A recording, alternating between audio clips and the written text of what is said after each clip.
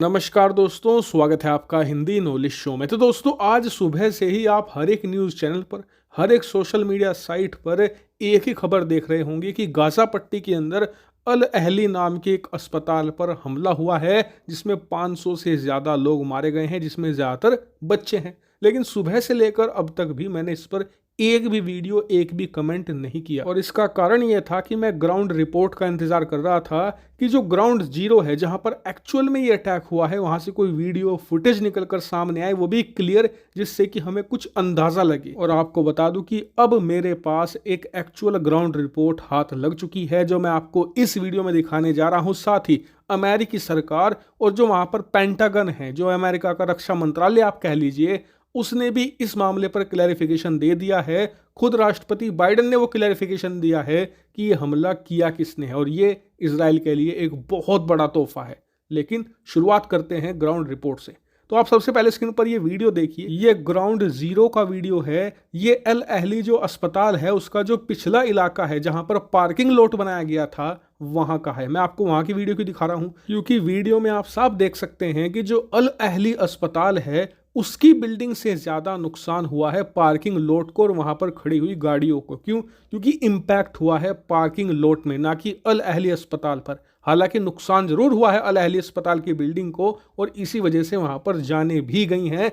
लेकिन जरा सोचिए कि अगर ये इंपैक्ट पार्किंग लॉट की जगह एक्चुअल में अल अहली अस्पताल पर होता, तो नुकसान कितना ज्यादा बड़ा हो सकता था। क्योंकि इस समय हजारों की संख्या में बच्चे और महिलाएं इस अस्पताल में शरण लिए हुए थे। यानी कि ग्राउंड जीरो रिपोर्ट से हमें एक बात साफ हो गई है कि अभी जो 500 लोगों के मरने की खबर आई है, ये हजारों में पहुंच सकती थी अगर हमला पार्किंग लॉट की जगह एक्चुअल में अस्पताल पर हुआ होता। और यहीं पर यह पॉइंट दिया जा रहा है। दरअसल इजराइल ये कह रहा है कि अगर हमें अस्पताल पर ही हमला करना होता, तो हम पार्किंग लॉट में हमला क्यों करते।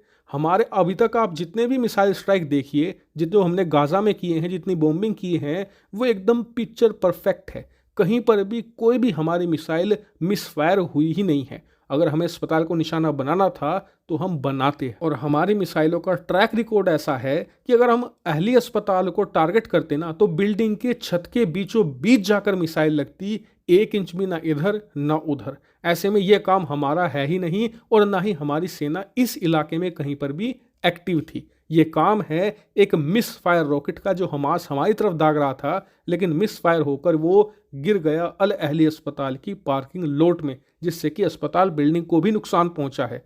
दूसरी बड़ी बात ये कि जब से ये युद्ध चल रहा है, तब से लेकर अब तक एक भी इजरायली बम या मिसाइल मिसफायर नहीं हुआ है। लेकिन इसके उलट जो हमास के रॉकेट हैं, वो जो पानी सप्लाई करने वाली पाइप होती है ना, उससे बनाए गए हैं। इस बात की वीडियो खुद हमास ने जारी करी है। जो अंडरग्राउंड पाइप्स होती हैं, उन्हें उखाड़ते हैं वो, और उससे रॉकेट बनाते हैं। और इसी वजह से इनकी क्वालिटी बहुत ही ज़्यादा घटिया होती है। और यही कारण है कि युद्ध की शुरुआत से अब तक लगभग 550 से ज़्यादा रॉकेट जो हमास ने फायर किए थे इजराइल की तरफ, वो ना तो इजराइल पहुंचे, उल्टा हमास में अपने ही घरों पर इन्होंने गिरा लिए।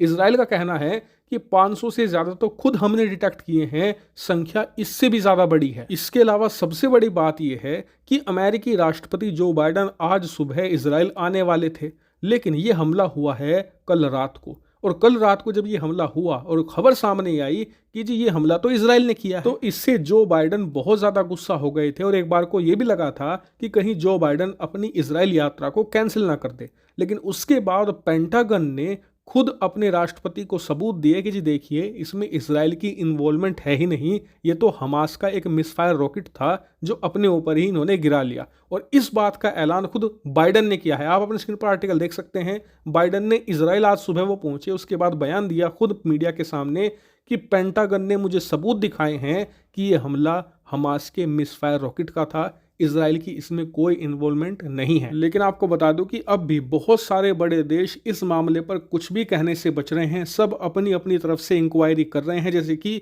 ब्रिटेन के प्राइम मिनिस्टर ऋषि सुनाक ने कहा है कि हमारी जो खुफिया एजेंसियां हैं, वो इस मामले की जांच कर रही हैं, और कुछ दिनों के बाद हम खुलासा करेंगे कि ये किया किसने है। इसके अलावा दुनिया की कई और बड़े देश जो कि इजराइल विरोधी हैं, वो भी अपनी अपनी तरफ से इन्वेस्टिगेशन कर रहे हैं और आने वाले समय में सब अपनी अपनी तरफ से रिपोर्ट जारी करेंगे। जब भी ये होगा मैं आपको सूचित कर दूंगा। लेकिन फिलहाल के लिए इजराइल के लिए बड़ी राहत की खबर ये है कि जो बाइडेन खुले तौर पर उनके समर्थन में आए हैं, वरना यकीन मानिए कल रात तो इजराइल पूरी तरीके से बैकफुट पर जा चुका था। लग ऐसा रहा था कि जिस तरीके से इजराइल का समर्थन दुनिया भर में बढ़ रहा है वो कहीं एक रात में खत्म ना हो जाए। लेकिन जो बाइडेन ने एक बड़ी बैकिंग दी है बेंजामिन नेतन्याहू को, जिससे कि दोबारा फिर से ये फ्रंट फुट पर आ चुके हैं।